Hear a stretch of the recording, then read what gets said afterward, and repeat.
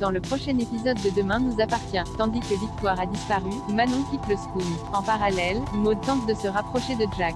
Attention, les paragraphes qui suivent contiennent des spoilers sur l'épisode de Demain nous appartient diffusé demain soir sur TF1.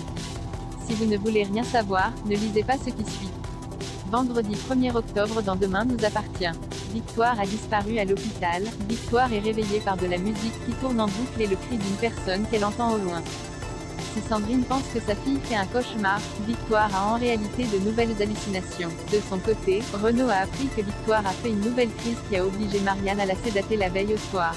Même si physiologiquement tout va bien, les médecins sont particulièrement inquiets pour sa santé mentale et craignent que cela compromette la réussite de la greffe, voire même que cela engage son pronostic vital.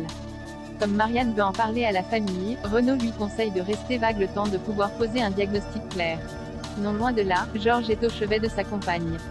En proie à une nouvelle hallucination, Victoire confond Georges avec le mystérieux inconnu qui essaie de l'étrangler et lui assène un coup de poing au visage. Paniquée, Victoire supplie son compagnon d'arrêter cet homme. Georges essaie alors de la rassurer et jure qu'il ne laissera personne lui faire du mal avant de la prendre dans ses bras. Peu après, il rapporte l'incident à William et Samuel. Au moment où Georges et Sandrine posent des questions pour comprendre ce qu'il se passe réellement, le docteur Chardot explique que Victoire a des hallucinations visuelles et auditives. Les crises pouvant être fréquentes, il leur conseille de rester à son chevet pour la calmer en cas de récidive. Plus tard, Victoire raconte au docteur Donnier qu'elle est parfaitement consciente au cours de ces crises. Pensant que la cause de ces hallucinations est organique, William lui fait passer un IRM mais les résultats ne montrent aucune trace d'accident vasculaire. La piste de la lésion cérébrale étant définitivement écartée, Victoire comprend que ses visions relèvent de la psychiatrie et que c'est sa tête qui rejette le greffon. Toutefois, William se montre rassurant et indique que tout rentrera dans l'ordre avec le temps. Georges, qui est soulagé, retrouve ensuite Mona et Sandrine pour les tenir informés. Victoire est quant à elle touchée par une autre hallucination auditive et a l'impression de devenir folle. Malheureusement, les choses empirent quand elle se regarde sur le téléphone portable de Sandrine et voit du sang couler sur son visage. Tandis que sa mère demande ce qui ne va pas, Victoire prétend vouloir se reposer. Lorsque Georges pénètre peu après dans la chambre, la jeune femme a disparu. Manon quitte le school chez les Donnier. William profite d'un moment en tête-à-tête avec Manon pour lui rappeler l'importance des études dans la vie. Comprenant que son père a du mal à la voir grandir, Manon assure qu'elle sait très bien ce qu'elle fait et précise qu'elle adore travailler avec Vanessa. Plus tard, Vanessa apprend à Manon à faire une julienne de légumes. Mais en lui montrant comment procéder à la découpe, la chef se coupe au doigt.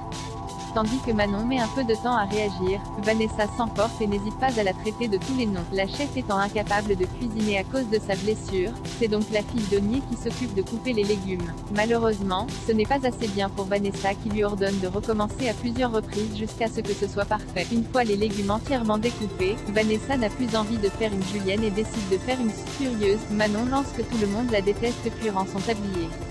Maud tente de se rapprocher de Jack au school. Raphaël a bien compris que Manon était tombée sous le charme de Jack et donne des conseils de séduction à ses filles.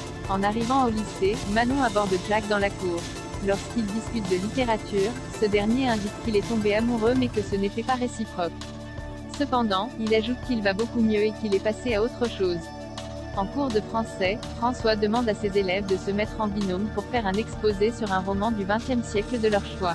Maud et Jack décident donc de travailler ensemble aux grandes dames de Lizzie qui aurait préféré être avec son frère. À la fin des cours, Maud se rend chez les Roussel pour travailler sur l'exposé.